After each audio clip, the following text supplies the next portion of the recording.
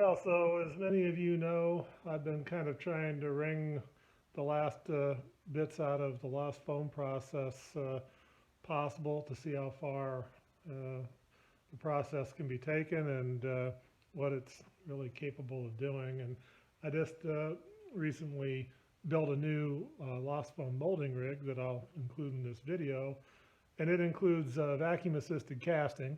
And I'll talk a little bit about what vacuum assistance can do for you in lost foam casting. But one of the things would just be extended metal travel and the ability to cast thinner sections and potentially achieve greater detail as well. So I was looking for a part. I usually make machine parts, and I don't really have any machine parts that would really press it that far that I need right now. So I was thinking about what would be a pretty challenging part, and parts with lots of surface area and really, really thin cross sections.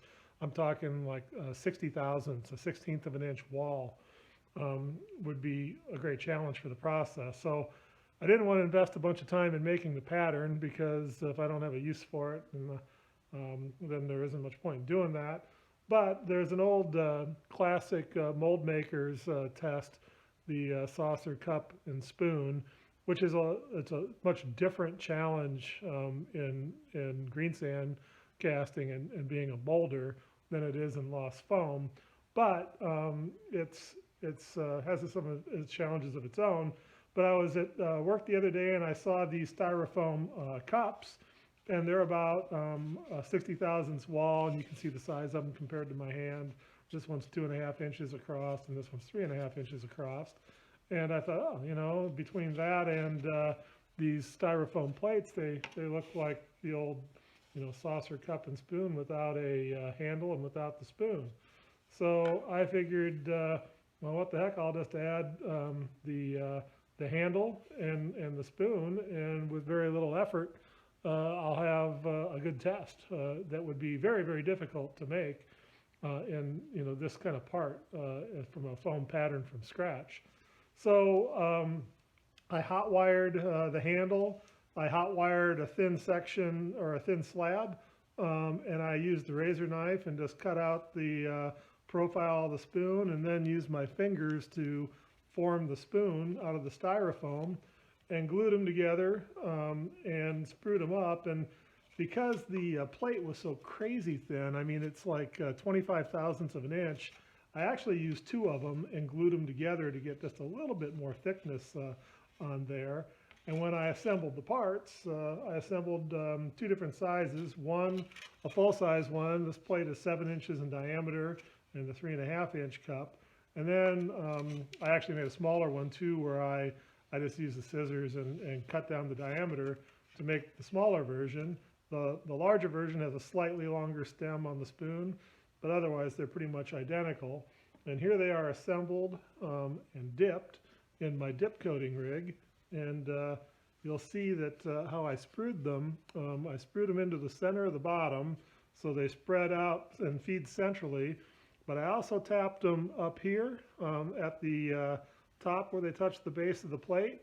And then I fed the handle and put a little runner off to the top of the spoon as well, and did the same thing. The larger one is the exact same approach. You can see it's got a little runner that taps the main sprue and then feeds the spoon. But it's just a slightly larger version of the exact same thing. And of course, they'll be positioned in the mold, like this. Straight up and down, and then they'll be vacuum assisted to fill the mold, and I'll get onto that in a little bit. But I'll give you a little look at my dip coating rig too, because a part like this would be a pretty difficult part to coat if you were brushing it, and it's just so fast, and you get such a nice uniform coating. I'm actually going to dip coat these twice for reasons I'll explain later. This one's just had one very thin dip on it, but I'll show you the dip coating rig. There's not a whole lot to it. It's just a vat full of slurry that you dip them in, and you hang them, and you let them shed the excess by dripping and dry. So on to the dip coating rig.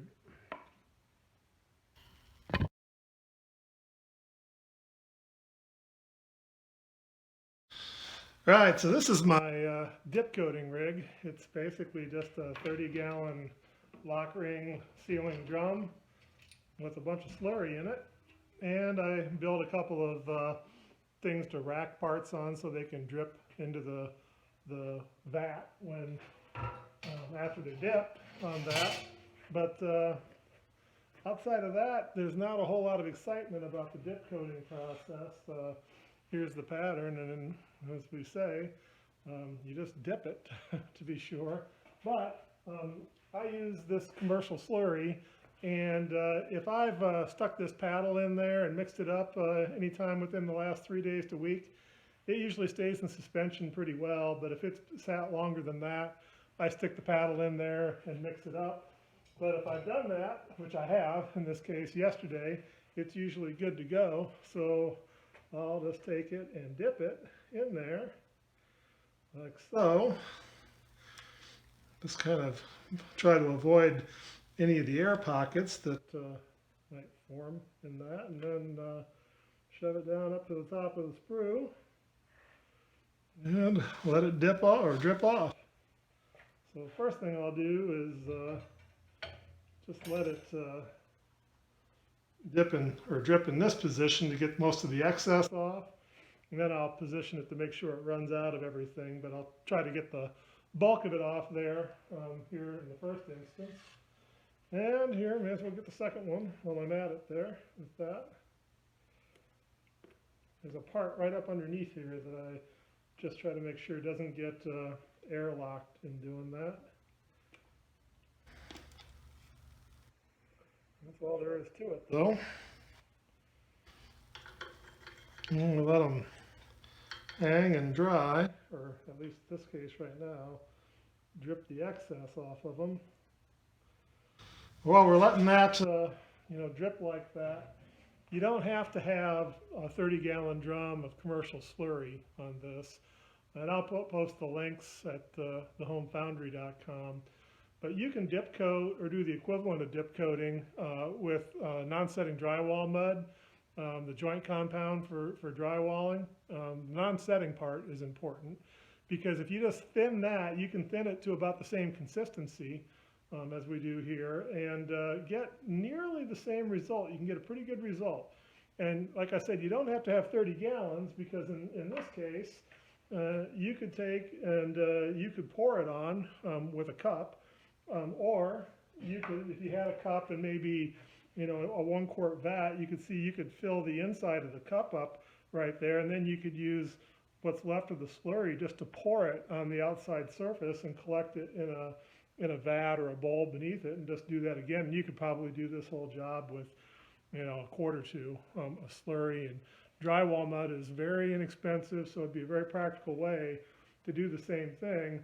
But you can imagine here with this part and with the spoon inside of there, it would be a very difficult part to coat if you were going to try to brush it or manually put it on, whereas it's pretty darn nice just being able to, dip it and call it good. And the other thing that you get a big benefit from on this is that when you dip coat, you get a very, very uniform coating thickness, which can be pretty helpful in the performance of the part. So I'll let these sit here, like this and drip most of the excess off, and then I'll use my clamping device here and I'll reorient them so everything runs out of the cup and you get a nice even layer on all of it. And you can usually kind of accelerate the rate at which stuff drips off if you just vibrate them a little bit like that. But that's pretty much it. But that's what I use to get the slurry or the coating, the refractory coating on the patterns. And I should note the purpose of the refractory coating is 2 or 3-fold. It does give it a little bit of a structure, not much. People think it's like shell, like in ceramic shell casting. It's really not like that at all. It's very, very weak by comparison. But what it does is it does perfectly reproduce the surface finish that's on the foam, like an investment shell casting. And it's also an insulating layer that slows down the heat loss between the pattern and the mold. And the last and most important thing it does, it's porous, so it allows the liquid the liquefied foam and the gasified foam to escape through the wall. So that whole surface area becomes like a big vent. So it is porous enough that it vents very well. So that's an important feature. And lastly, on all that, you don't get sand burn in. So if you're ever going to machine parts, you don't get sand particles embedded in the surface of the aluminum castings or whichever metal that you're using, which can really wreak havoc on cutting tools. So next shot, I'll show you the patterns all dried, but we'll be looking at my molding rig, which was really kind of what the motivation for making these patterns was. Thanks, you.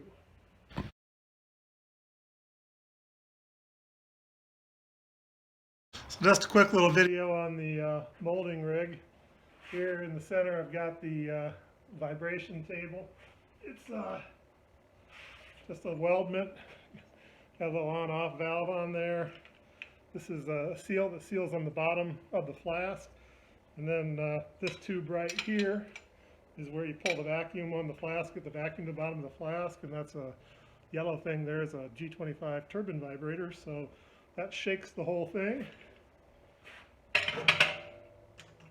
And this little seal here butts up against the bottom of the flask.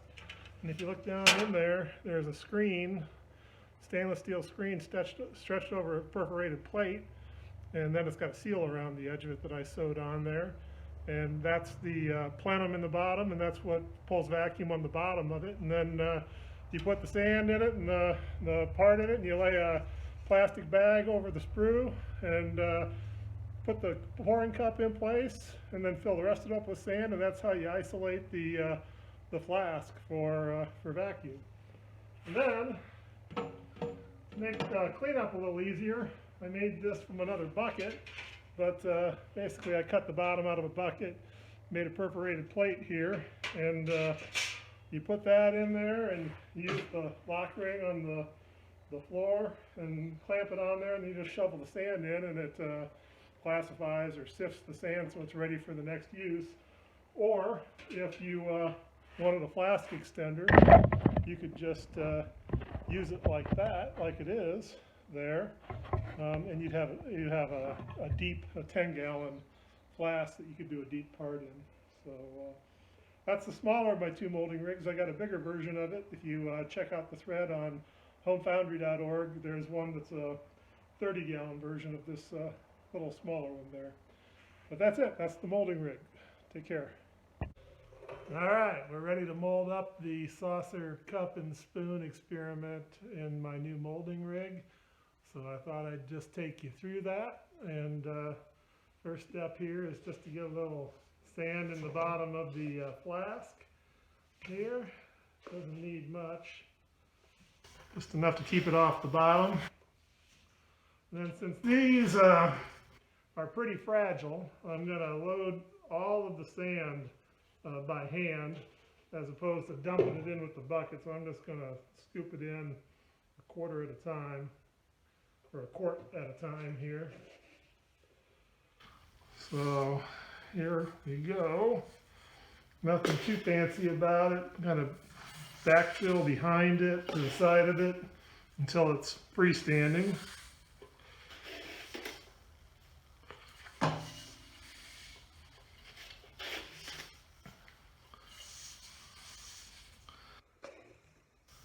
I'll get her packed up above the pattern and a ways up the sprue, and then vibrate it a little just to get it packed in there before I get too much weight on it from the sand, because these are pretty delicate patterns. The refractory coating actually gives it quite a bit more rigidity, because that coating adds some stiffness to it, so that helps. But, ordinarily, I could be a little bit more roughshod with how I dump all the sand in if it was a more robust, or a stiffer, sturdier pattern. But plug your ears, because the vibration is about to go on and it's going to get loud. So.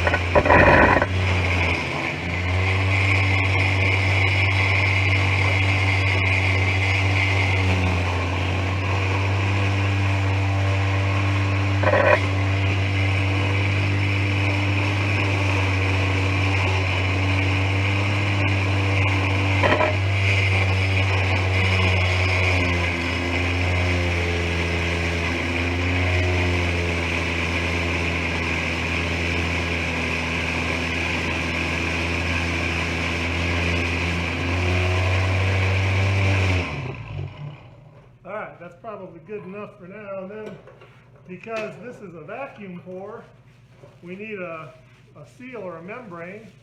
So I'm going to call in to service my fancy schmancy IV bag, grocery bag here. You'll see that it doesn't take anything special to do the sealing here. I'll rotate it so I can see the top of the sprue.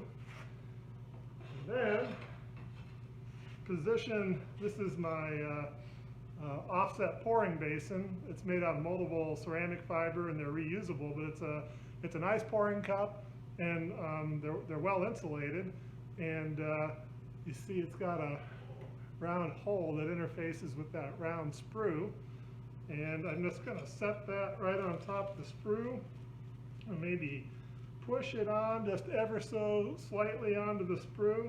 It doesn't really need to go up in the hole. And then after that, it's just a matter of dumping sand in around the cup. And that sand will press that bag out against the wall and create basically an effective seal of the vacuum, and you don't even have to worry about sealing it beyond that because it's already good enough. So finish this up here.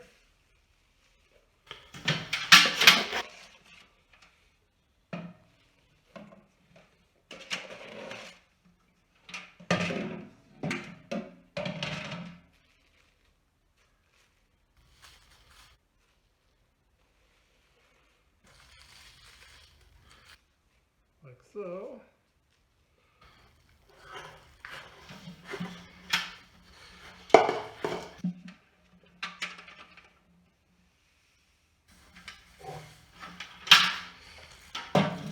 Turn the vibe back on.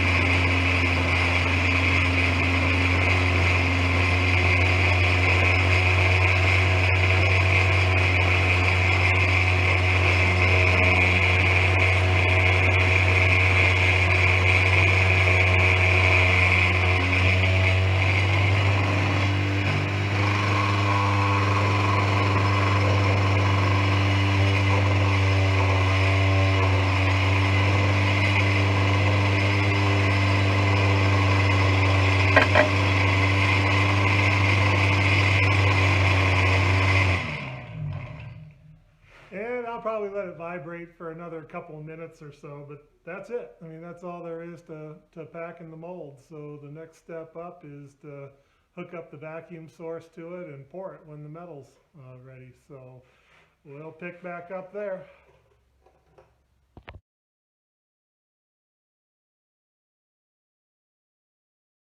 All right, a little check on the vacuum here. Here's the rig hooked up to the flask. And we'll just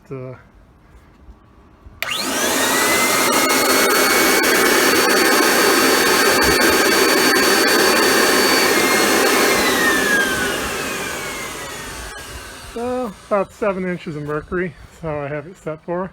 Nothing magic about that. We'll see how it does.